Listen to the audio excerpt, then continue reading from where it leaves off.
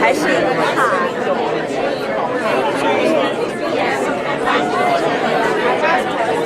But I want to say hello to Commissioner. Oh, absolutely.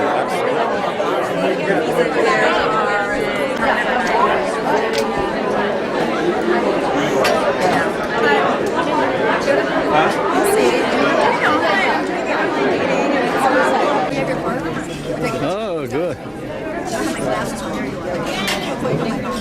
I'm the only one in the UN that represents Jewish newspapers and Saudi Gulf wire services. Ni hao. I would like to introduce you to Stand Up and Speak Out, who will be performing Shine Some Kind on Me.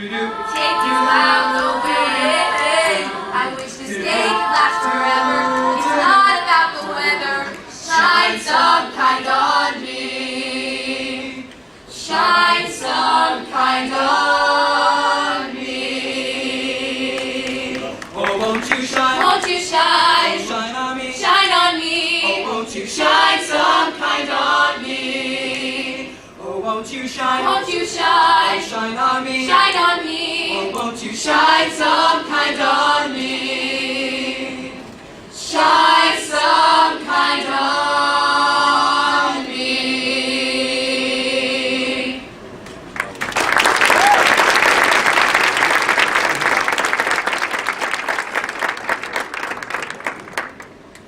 It is with great pleasure that I introduce an incredible woman who is a champion for women's rights and the president of the UN Women for Peace Association, Barbara Winston.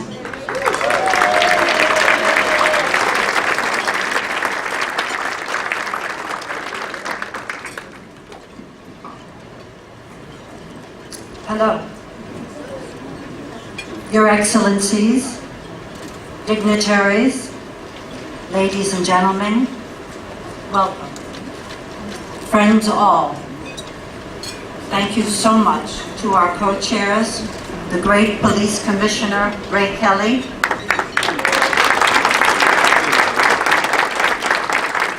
philanthropist Alice Tisch, and we couldn't be here without you, so I want to mention our sponsors, Janet Jensen, Alice and Thomas Tisch, Deirdre and Albert Pujols, Maurice Rami, our Bomb No. 9 perfume, her world-famous scent of peace, and her wonderful gifts to us this afternoon.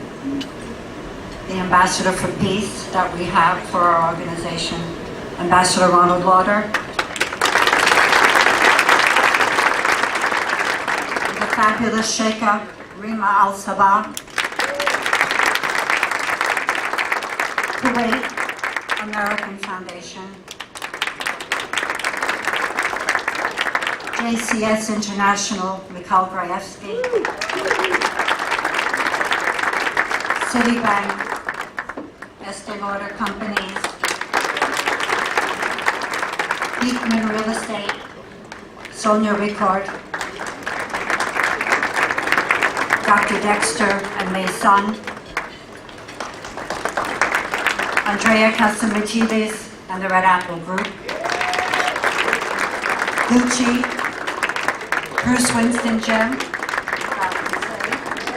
SIFA, thank you so much, and to our collaborators, Yale University Center for Emotional Intelligence, and Facebook Education. Thank you to our Board of Advisors, to our distinguished honorees today, to our ambassadors for peace, Ambassador Ronald Lauder and Sheikh Arima Al-Sabah. Thank you to our Board of Directors, Mikhail Grayevsky, Bona Naratane, Rima Dupont, and my daughter Stephanie Winston Wolkoff. Especially to our beloved chair and founder, Dame Muna Rehane Al-Nasser.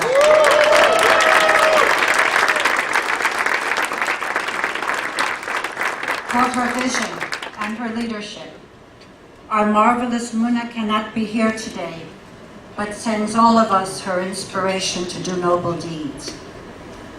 Her husband, Ambassador Nasir Al-Nasser, is here, an illustrious diplomat and former High Representative for the Alliance of Civilizations, and a great, great man for peace.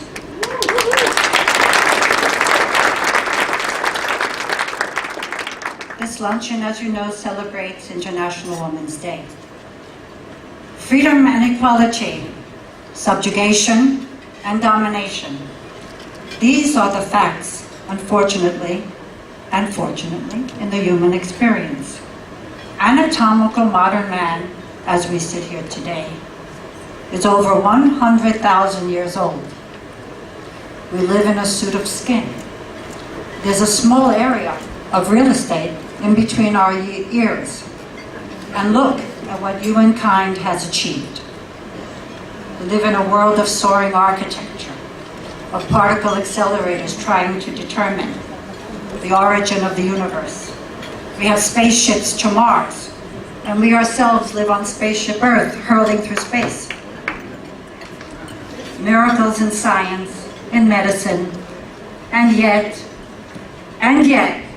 girls and women experience violence, are subject to slavery, human trafficking, genital mutilation. Millions are without education, and hundreds of millions are child brides. This global epidemic of violence is not sustainable for humanity and civilization to flourish. We cannot survive on this planet without peace. We cannot lose generations to violence and misery. We are living in a world of exponential technologies. We need to connect the boldest ideas with radical new solutions. We have an explosion of social networking sites, and each of you are creators that can impact hundreds, thousands, millions, a billion. We have a call to duty to create an irrepressible wall of determination. We dream of a world in which all are prosperous, who can take good care of their children, and in which there is no war. We need to promote the intersection of humanity with technology, with the decisiveness that only people like you can provide. The United Nations Women for Peace Association has a mission to educate, to advance, and to champion giving advice and a voice and platform to the empowerment of women and girls.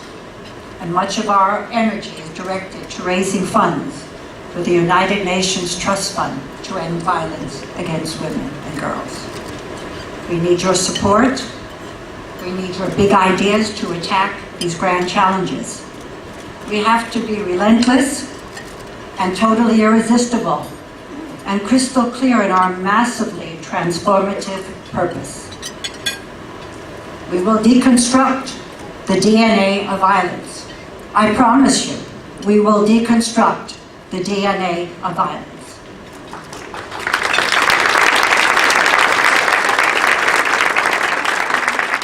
The honorees that you will meet shortly are doing magnificent work towards that goal, and I thank you.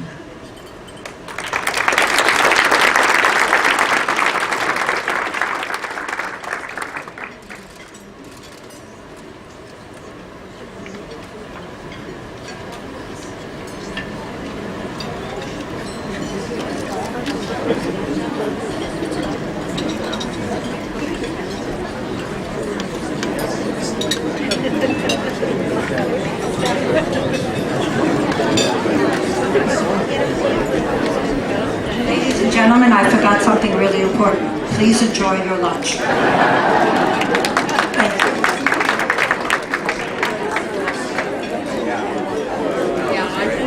I want to introduce or reintroduce my co-chair, Alice Tisch. Thank you for all you've done, Alice.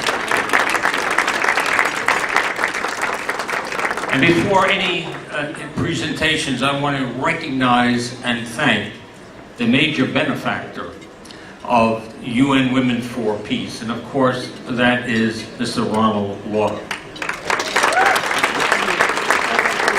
His generosity, his enthusiasm, his energy has really been the veritable foundation of this organization. So, Ronald, I want to thank you. Thank you for always being there for this organization and being there for so many other worthy causes.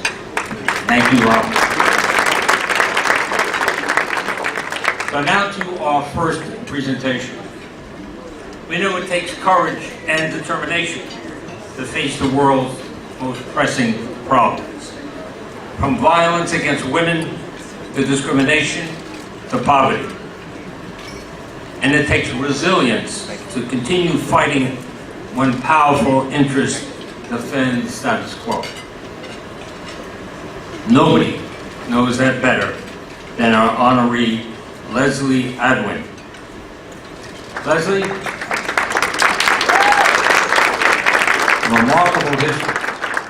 Leslie was born in Israel, is an award-winning actress, director, producer, and activist. One of Leslie's first films, Who Bombed Birmingham, explored the issue of wrongful imprisonment in England. Her feature film, East is East, which was nominated for 4 British Academy Awards, made a strong statement about tolerance and diversity. And her recent documentary, India's Daughter, which, by the way, everyone should have a copy of the CD in their gift bag, which won a Peabody Award, explored sexism in Indian society and sparked a global conversation about violence against girls and women. As a filmmaker, Leslie has never shied away from using her platform to address difficult and challenging topics. And that fearlessness has guided her success even outside of the film industry. After making India's Daughter, Leslie founded Think Equal, an initiative to promote social and emotional education in school. She has engaged experts in education and emotional intelligence to build a curriculum that's transformative and accessible to children throughout the world. Think Equal works to develop not just student minds, but their hearts. She is and has been for a long time a major agent of change. So today, the UN Women for Peace Association has the privilege of honoring one of the biggest, toughest, strongest hearts in the world, a powerful force for justice and peace. Ladies and gentlemen, please help me in welcoming Leslie Adwin.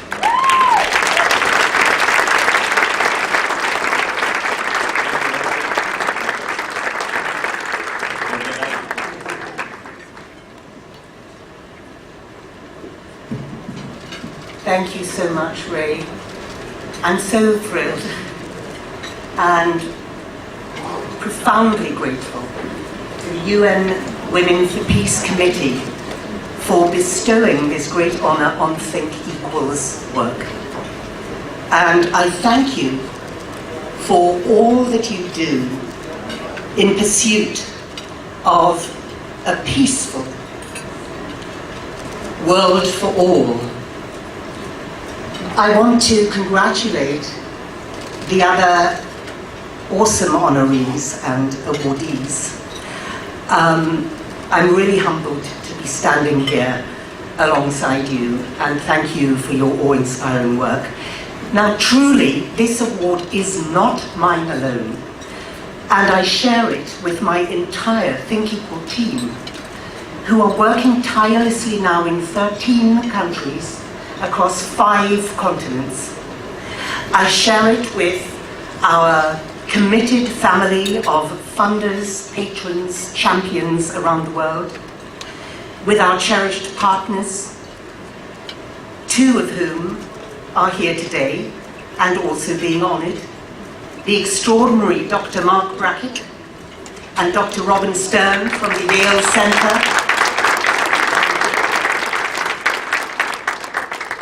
Centre for Emotional Intelligence. I share it with my patient and motherless children, Emil and Maya, and with my darling husband, Kim Roma, who is also here. A loving and equal-thinking man, without all of whom none of this work would be possible. Now, if we are to achieve lasting peace, if we are to respond meaningfully to the development emergencies engulfing us, we are simply going to have to begin with the children. Not one of us is born discriminating against another on the basis of race, religion, gender, sexual preference, or any other factor. We are taught to discriminate as we're instructed in the ways of the world, and as we are steeped in the programmed socio-cultural thinking of our parents and our communities. Nelson Mandela, who so rightly proclaimed education to be the most powerful weapon we have to change the world, said, if a child can be taught to hate, then it can be taught to love. Think Equal takes up that rallying cry and teaches our children to love effectively with a vaccination against discrimination and negative behaviors. It is a concrete, tangible program replete with tools that have been donated or had input from world visionaries and experts, and it is completely free of charge so that it can scale. It teaches empathy, emotional intelligence, that is, emotional literacy and self-regulation, gender equality, critical thinking, inclusion, peaceful conflict resolution. It teaches all of these values, competencies, skills from the age of 3 until 6. Neuroscientists are unequivocally clear that that is the window of opportunity we have to create the brain circuitry and architecture that are the foundation for positive outcomes in life. Think Equal is determined, and I will spend every ounce of energy I have until the end of my days, determined to bring social and emotional learning front and center as the core purpose of early childhood education.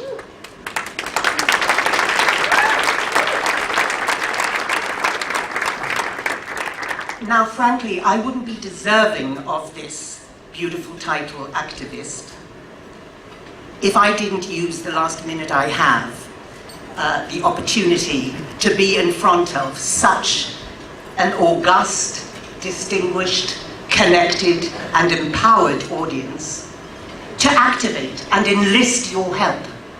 I want each of you please to think how you can contribute to this mission and help us give every child the right to positive outcomes in life.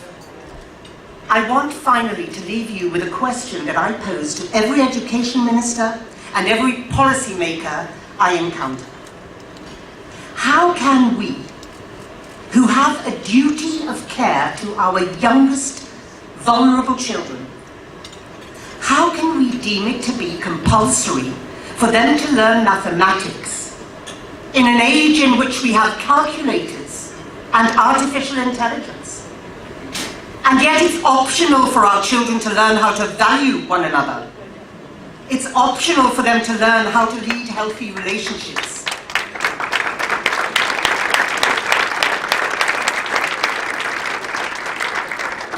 Our little children have a right to not grow up and commit suicide, to not grow up and rape, to not grow up in violence. The responsibility is ours, and we will reap the reward in a safe, free, and peaceful world. Thank you.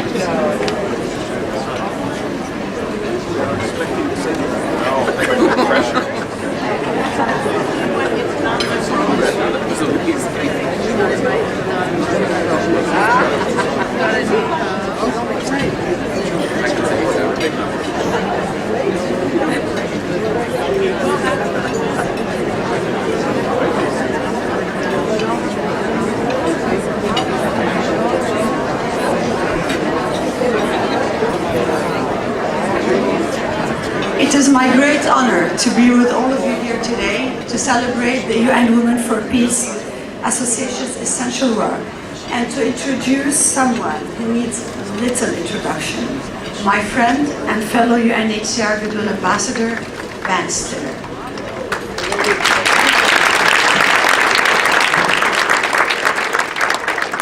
You certainly know Ben from his nearly 3-decade-long career as one of Hollywood's most successful stars. He's a true multi-hyphenate, an actor, writer, director, and producer, one of the highest-grossing stars of all time, and also one of the most versatile.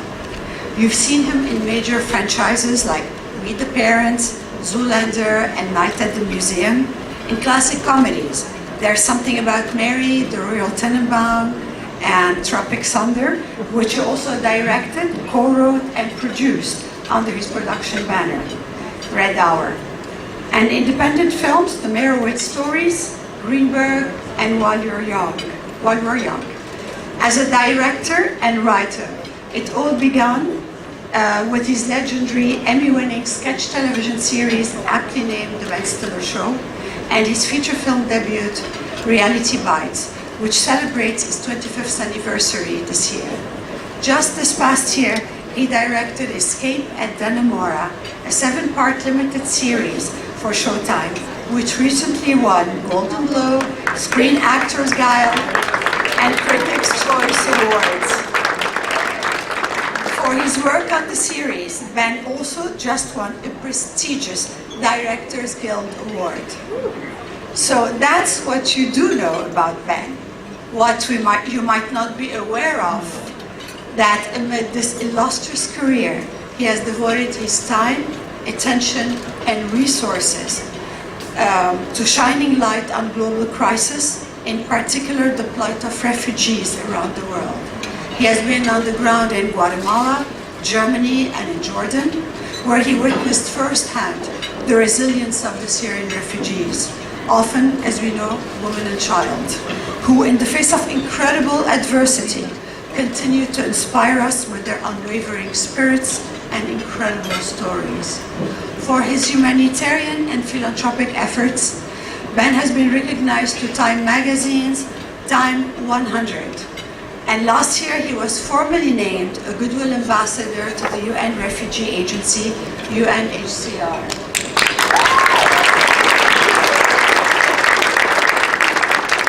We thank him for using his voice and his influence to put a human face on the refugee experience, reminding us all, yet again, of the harsh realities facing millions of people around the world, and encouraging all global leaders and citizens to do their part in finding peaceful solutions. With that, we are so honored to present the 2019 UN Women for Peace Association Advocacy Award to the one and only Ben Stiller.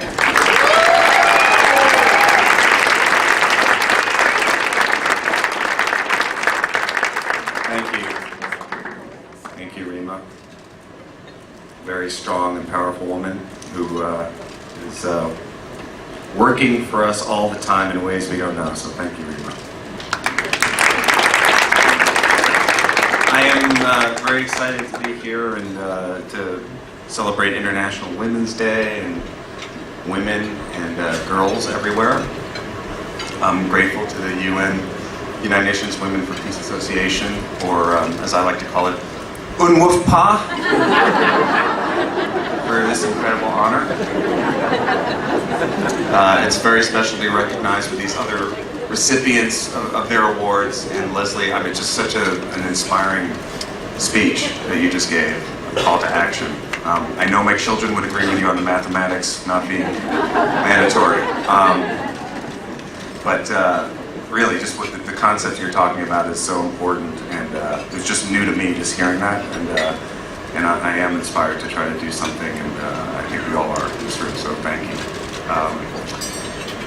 So I stand before you as the son of a mother and the father of a daughter. Sounds a little weird, but I, like all men, owe my existence to women. And these two women have had an incredible influence on me. One nurtured me, fed me, and taught me simple tasks like tying my shoes. How my teenage daughter found the time to do these things while going to high school and applying to colleges is a testament to her strength and patience.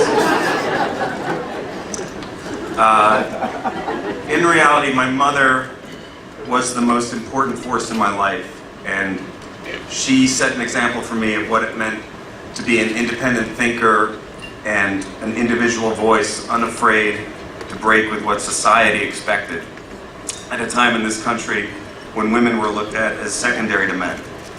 By contrast, my daughter is coming of age at a time when women's voices are stronger than ever, and she uses her voice to speak up for those who are disenfranchised and for those whose rights are vulnerable and unprotected. And as a dad, that makes me very proud. And her voice is very necessary. We live in a world where women and their rights are constantly at risk. As a Goodwill Ambassador for UNHCR, the UN Refugee Agency, I've met refugees and displaced people in different parts of the world. And everywhere, without exception, the challenges that women face are much harder. Last summer in Guatemala, I had a chance to meet three very strong, cool women named Gabriela, Maria, and Lula. And they had fled gang violence in their home country of El Salvador, which has one of the highest murder rates in the world. These women didn't leave their homes because they wanted to. They left because they had no other option if they wanted to stay alive. They left behind a home that had been in their family for generations.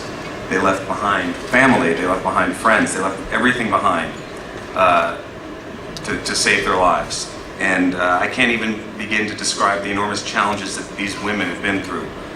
And against all the odds, with nothing more than what they could carry on their backs, literally, they came to through Guatemala and settled in Guatemala until they can go back home, which hopefully they can someday. And there, Gabriella and Maria have become sister entrepreneurs with a pupuseria, which is this sort of sandwich type of thing.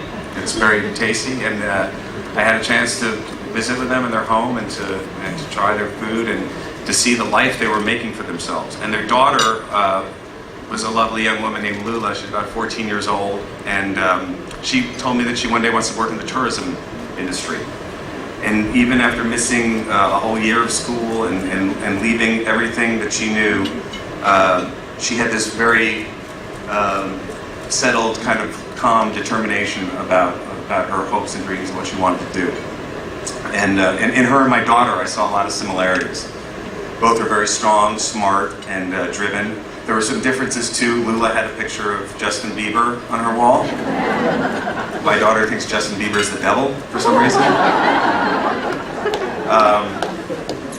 But she does live, the biggest difference is that Lula lives in a world where she literally has to fend for her life on a daily basis. That's a very different reality than what my daughter is living in. And for her, even the smallest activity, like going to get water, can put her at risk of rape or abuse. And that's just the reality that she lives in. And organizations like United Nations Women for Peace and UN Refugee Agency are working to change that. And by providing shelters and programs and training to empower women all over the world. So, for girls, they're half as likely to be enrolled in a secondary school as boys. So these organizations are working to change things like that. And it's ongoing, the work is constant, but there is progress being made. And by being here today and supporting this organization, you're making a difference. We're all making a difference just by being here and supporting it. So thank you for being here. And once again, I'm grateful to UNWFPA for the honor. And I would like to dedicate it to my mother and to my daughter, who did teach me to tie my shoes, and to refugee women all over the world who are having to find their way in a very challenging climate. So thank you very much. I'm really honored.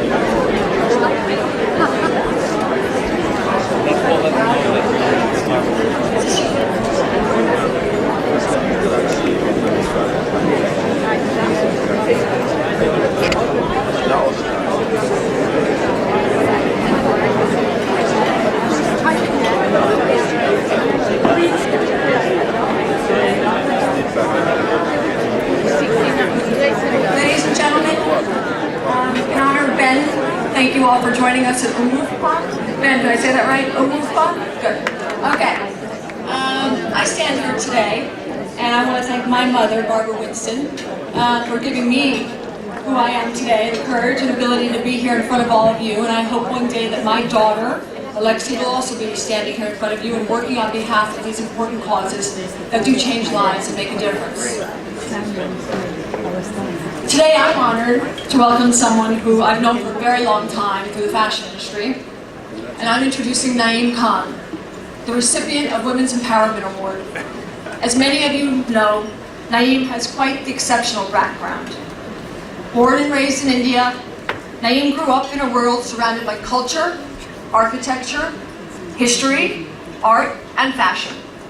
As a young boy, he cultivated a vast knowledge of textiles under the watchful eyes of his family members, many of which designed intricate clothing worn by the Indian royal families. Khan took his experiences and decided to move to the United States and pursue his passion to become a designer. His career began when he was hired as an apprentice for the legendary Halston, and while at Halston, he immersed himself in the ethos of modern restraint and learned the craft of draping and cutting fabric to create a clean, seamless, elegant, and timeless silhouette, as well as apply his own skills to contribute to the growth of the fashion house. Khan eventually merged this design with his philosophy with the knowledge he gained from his family's business to nurture his own style, which was very unique, and the Naeem Khan design aesthetic that we all know and love was officially born. Khan has designed and dressed many, many glamorous women around the world, including Beyonce, Jennifer Lopez, Taylor Swift, Rachel McAdams, First Lady Michelle Obama, Queen Noor of Jordan, the Duchess of Cambridge, Kate Middleton, and I can go on and on.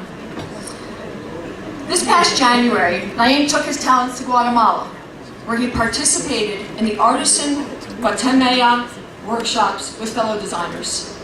While there, he was able to tour the local agricultural communities to engage with local female artisans. They spoke in depth about the specific cultural techniques that they have learned through their heritage, as well as business management and training with the different aspects of the fashion design. This event was in conjunction with the Mayan Cultural and National Heritage Foundation, as well as the Couture Lab coalition that was created by Carmen Busquet, Livia Firth, and Donna Karen. Another charity that is very dear to Naeem's heart is the Mission International Rescue Foundation. MIR, a nonprofit organization that works to supply the Dominican Republic's most marginalized people to provide a home, medical assistance, education, and technical preparation. Naeem has headlined this gala in the Dominican Republic for the past 4 years, and not only raised awareness, but raised many funds to help serve the women, youth, and children of the Dominican Republic. This past fall, Naeem was invited to headline Honduras Fashion Week and share his latest collection. While there, Naeem worked closely with the Infracnovi Foundation, a foundation that is dedicated to the rehabilitation and special education of children, blind youth, and other disorders associated with vision. Not only did Naeem spend time interacting with children, but by bringing his collection to Honduras, he attracted many donors, which have been able to assist Infracnovi expand its services and help reach children from 14 different departments of the country.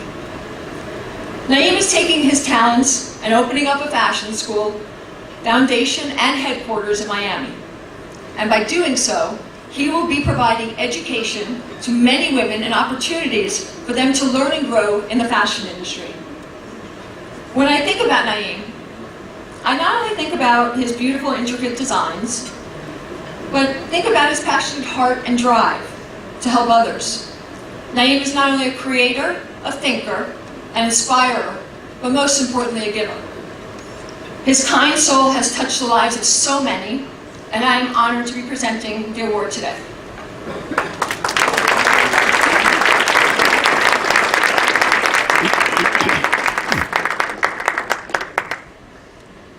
Stephanie, thank you so much. This is amazing. You guys, Ben, what you do in the movie world, you create awareness. In the fashion world, I want to be what you do. I mean, I look up to you and what you're doing, both of you, in the movie world. Fashion has a lot to do with changing the world. We are involved with women. There is a lot of problems in the fashion world. from discrimination to, hiring children and to work in Bangladesh, or women not getting the right stuff. How can a designer make the change? I think with me going to Guatemala, Honduras, or India, I might not be the biggest business, but I think I have a platform that I can teach these people and give them what I have learned through my family, through my life in America, and see how I can uplift their lives through my knowledge or through my time. What I'm doing in Miami is something very, very interesting. I had this idea where how can I educate and combine business together? So I approached the mayor of Miami to see if he would help me, give me a piece of land where I could build a school where predominantly are women because of the fashion industry, and build my studio next to it where the faculty in my studio and the children can learn at the same time, and I can educate them. We can build the industry in America, plus we can provide jobs, and teach the children. With that, we started a Khan Fashion and Art Foundation so that we can involve the community, where you have a lot of Latin women who are coming to Miami who can't find jobs. So we would train them to embroidery, or train them to sew, and we can start the industry back in Miami. I think America needs to have industry, and I think without that industry, we can empower women because of the fashion industry. Just to give you a little background, my parents, I come from a matriarchal family where my mother and my grandmother are the heads of the family. So I was born, and I was taken care of with my grandmother and mother.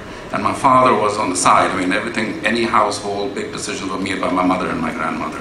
So I come from a very empowered family.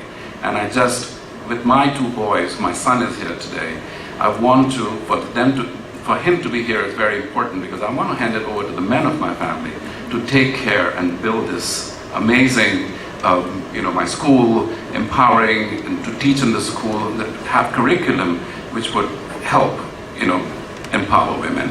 So through my clothes, through my time, through my things, I'm doing as much as I can, and I'm really thankful for being here, having me here. Thank you so much.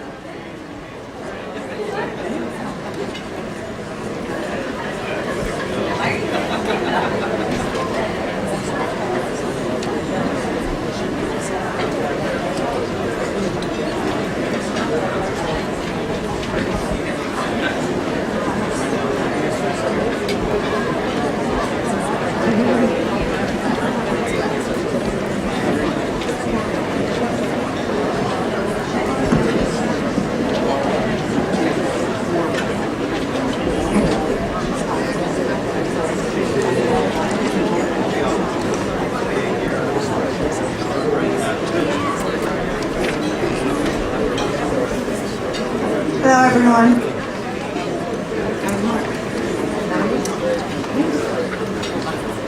My name is Rima DuPont, and I am Vice President of UN Women for Peace.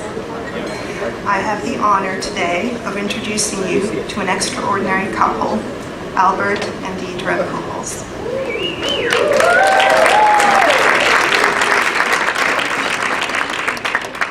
Albert is a Dominican American who came from humble beginnings in the Dominican Republic, but through extraordinary talent, hard work, persistence, and determination, became a Major League Baseball player. Success followed with too many milestones and achievements to list here, but include 10 years of being named MLB All-Star. Albert is the first among active players in doubles, home runs, RBI, and runs scored. Albert is ranked in the top 6 players in Major League history.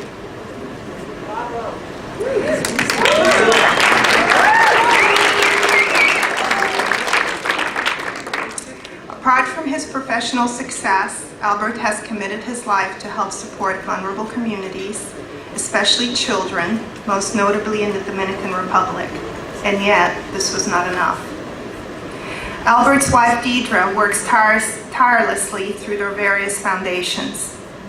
They continue to spearhead several initiatives globally to tackle the overwhelming issue of human trafficking by building vocational centers and supporting other NGOs who are leading the way in this effort. Albert and Deidre pioneered an anti-human trafficking campaign called Strike Out Slavery that is spreading the awareness of anti-trafficking initiatives through Major League Baseball. Strike Out Slavery partners with the best of breed NGOs who are also represented here today. Strike Out Slavery is creating awareness and impact by reaching millions of Americans through the platform of Major League Baseball. Albert and Deidre are personal friends, and I am continuously amazed at how this couple, with 5 beautiful children, consistently commit their life of privilege to a life of service.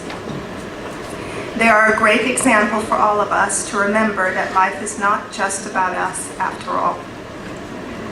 We are all here, whether in small capacity or large, to help those who are vulnerable and who cannot help themselves.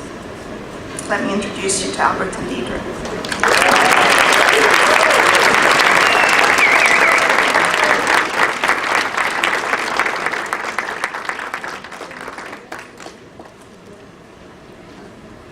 Thank you, everybody. Thank you to this incredible group here honoring all of us today. When I learned that we were going to be receiving this award, there was just no way that I was going to just have Albert and I here, because there are people who are working around the world tirelessly against a lot of injustices, but one in particular is human trafficking. And that is table number 4 for us. They are part of the Alliance for Strike Out Slavery. These are some of the most incredible people, and I celebrate this award and share it with them because I have traveled all over the world in the last 3 years continuously learning from these people about what is happening with the issue of human trafficking. I literally just stepped off a plane with my dear friend Bijou Thampi, who's at this table, who has an incredible organization in India called Vision Rescue. And we partner with them to build culinary schools, as we have in several other countries. But Strike Out Slavery was another way to use Albert and I's platform to teach people and keep people aware of what human trafficking is. We wanted to do it through baseball. Albert's been in baseball. Well, we have been playing baseball for, I've been with him since he was just a kid in high school, so we've been doing this together for nearly 19 years now in Major League Baseball. And so we decided to use our platform as another opportunity to help create awareness about human trafficking. And in the beginning, we just did one stadium in Anaheim in 2017, and then in 2018, we got the Nationals on board, and then this year we'll be with the New York Mets and also Kansas City Royals, where I'm from. So we're super excited, but the idea is to get into 30 Major League Baseball stadiums by creating small alliances within the cities that have baseball stadiums. And the thing is there's no one person or one organization or one government that's going to make a difference in this. It's going to take everybody.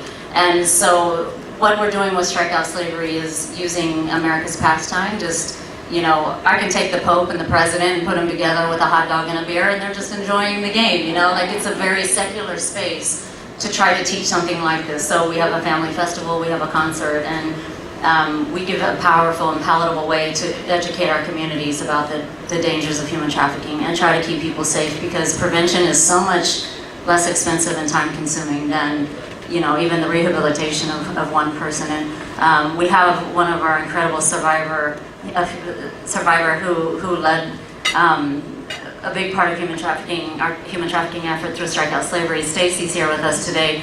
And so we are trying to really involve everybody in this effort. And I want to let Albert say a couple of words, because I think it's important that celebrities, athletes, and people who have significant platforms do step out and try to use their platform to keep people safe. So I'm truly honored, Rima and United Nations Women for Peace, for acknowledging this effort, but we've only just begun. Really, these are the folks who've been on the ground for years doing the incredible work to help keep people safe. So we're thank you.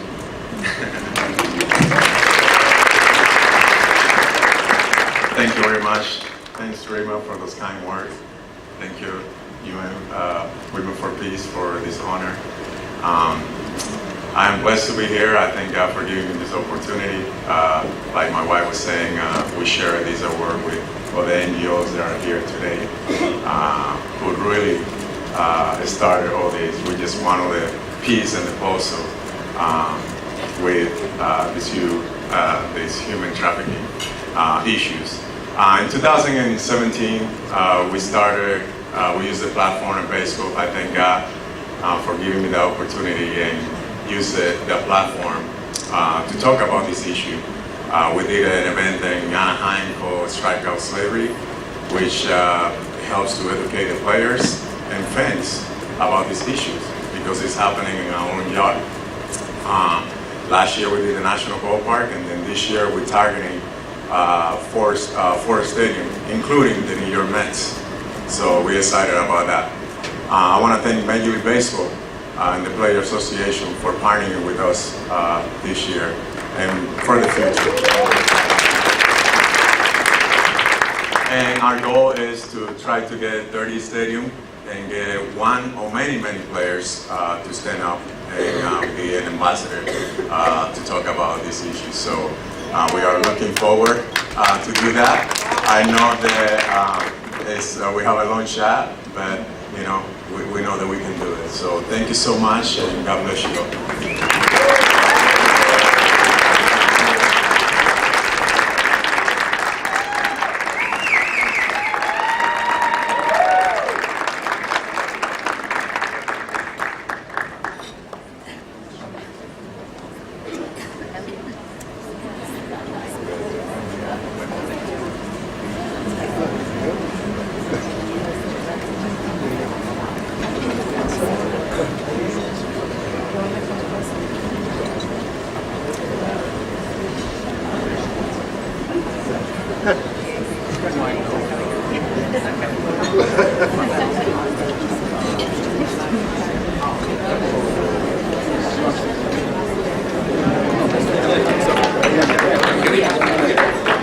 Thank you, Albert, so much. Before moving on, I'd like to thank Muna again, who could not be here this evening, because without her championing this cause, none of us would be here. And we love her. To my mother, Barbara, our president, who keeps this going every day. To our incredible board, Mikhail Graevsky, for making sure that we do this the right way. To Bona, you've been incredible and truly have given us the ability to move forward. And to Rima, you really, I'm grateful, we're all grateful that you're here and that you joined us and how important it is. And lastly, to Rima Sabah, who has been an extraordinary, not only friend, but supporter of so many different initiatives and put herself behind this for us today to make sure that the support is there, the recognition is there, and the love is there. So thank you.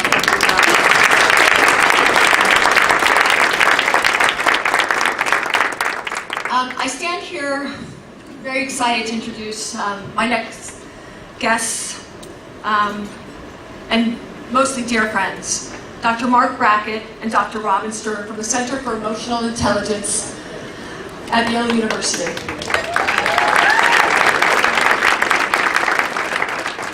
Mark is a researcher, scholar, and global leader in emotional intelligence. Pair that with Robin, who is a psychoanalyst, practitioner, and expert in emotional intelligence and women's empowerment. As leaders, along with their colleagues who have joined us here today, they've created an evidence-based approach to social and emotional learning called Ruler that was designed to transform the lives of children and adults. I first met Mark and Robin in 2017 when I was beginning to research the effects of bullying on children and have been working closely with them ever since to scale their evidence-based approach to social emotional learning to more and more schools, more and more children, more and more families, and more people. Learning these skills myself from Mark and Robin has changed my life. It has made me more mindful as a parent, a friend, a daughter, and a more skilled leader. Robin recently joined UN Women for Peace's board, and in doing so, crystallized our collaboration between the Yale Center for Emotional Intelligence and UN Women for Peace. And we are so excited to take the next step in creating a more compassionate, loving world for all. Thank you.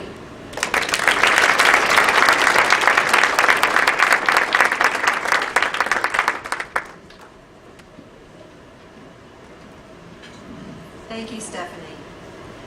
We are deeply honored to receive recognition for the work we do to advance the lives of children, families, and women across the world through social and emotional learning programs. The recognition that we get today belongs equally to our team at the Yale Center for Emotional Intelligence and to our colleagues in education who joined us today. Scott Levy, Jennifer Allen, Janet Patty, and Dolores Esposito. Thank you for joining us.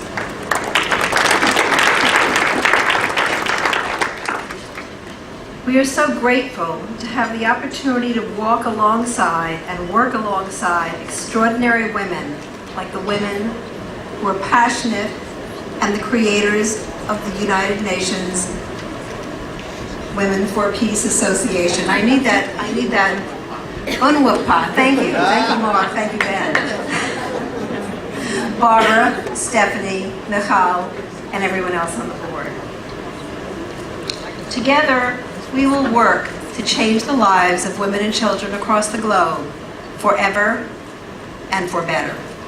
Together, we are committed to not only stopping violence, but to creating pathways to peace and to promoting well-being and safe and compassionate lives for all.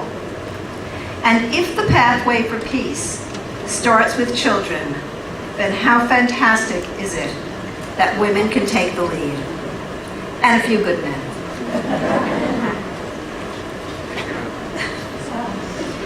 So what does that mean for women to take the lead? Women taking the lead means that each and every one of us is actively engaged every single day in nurturing the sturdy bonds of love and friendship that women know how to do best. Bonds that nurture us at times of trouble, bonds that support us to celebrate our children today and to plan for their future, a peaceful and purposeful future for tomorrow. Working together, UN Women for Peace Association and the Yale Center for Emotional Intelligence will support the global expansion of education in the critical skills of social and emotional learning needed to create a better world.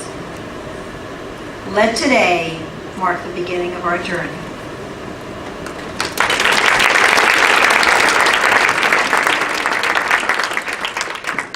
So it's like almost 2 o'clock. And no one has asked you how you're feeling. And I am bothered by that. So I'm going to ask you to take a moment and think about it. How are you feeling?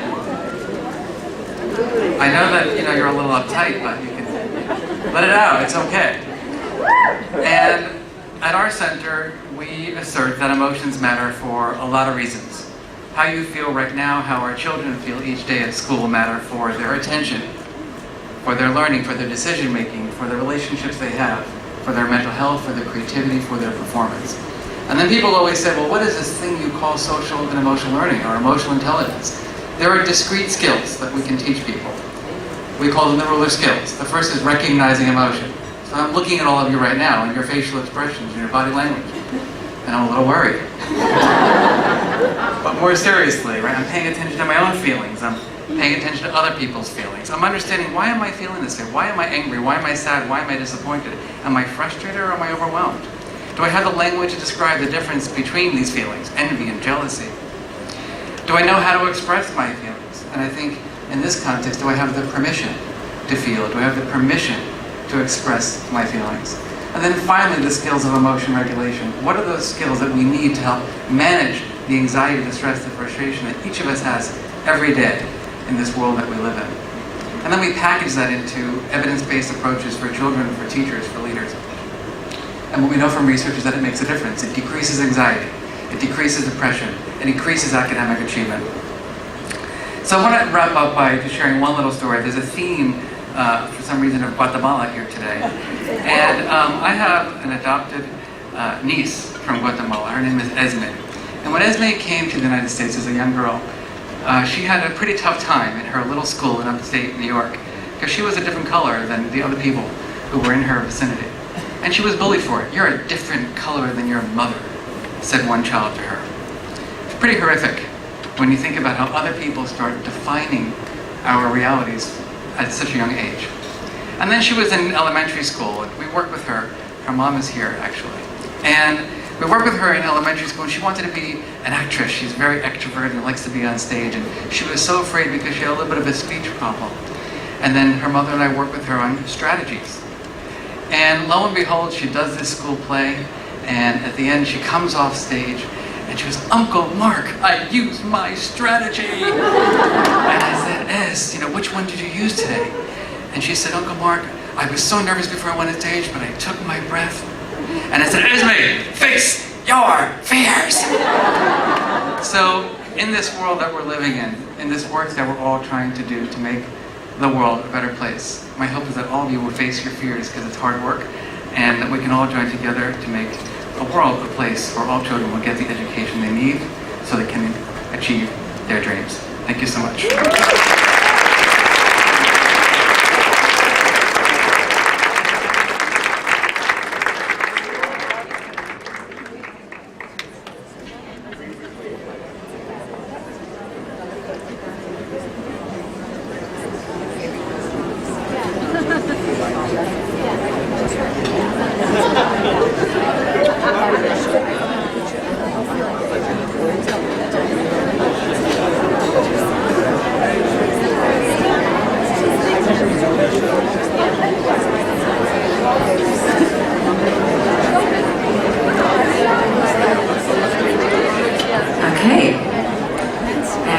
Drama school at Yale, and I feel like I wish I could have sent some of my classmates to the Center for Emotional Intelligence.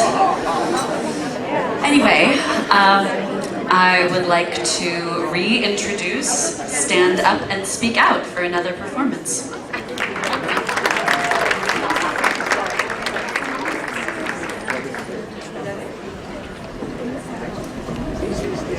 Now's the time to make a choice. Now's the time to raise your voice. Stand up and speak out. Too many times we let it go. Too many times, if only we had known. Stand up and speak out. Make the change. Stop the pain. Light the way. Seize the day. Women hand in hand are stronger together. Women who walk for women. Now's the time to make a choice. Now's the time to raise your voice. Stand up and speak out. Too many times we let it go. Too many times we had no. Stand up and speak out. Stand up and speak out.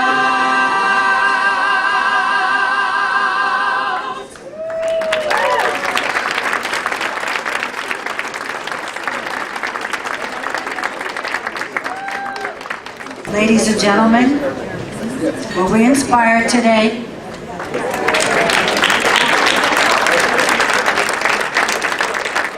great testimony to the human spirit that we all have, each of us, individually and collectively.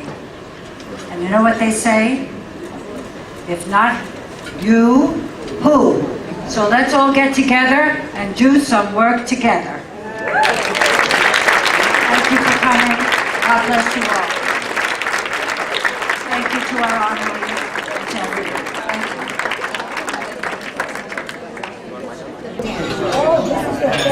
Finally meet you after all those emails. Thank you for your time. Next time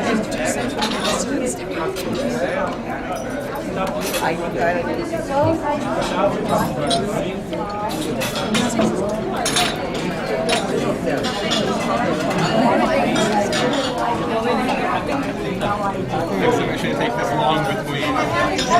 I love you, Gloria. Where we're going? 7:45. Thank you for coming. And call me. And we'll see you next year. Amen. Lovely. 没好，没好，没好。You're going.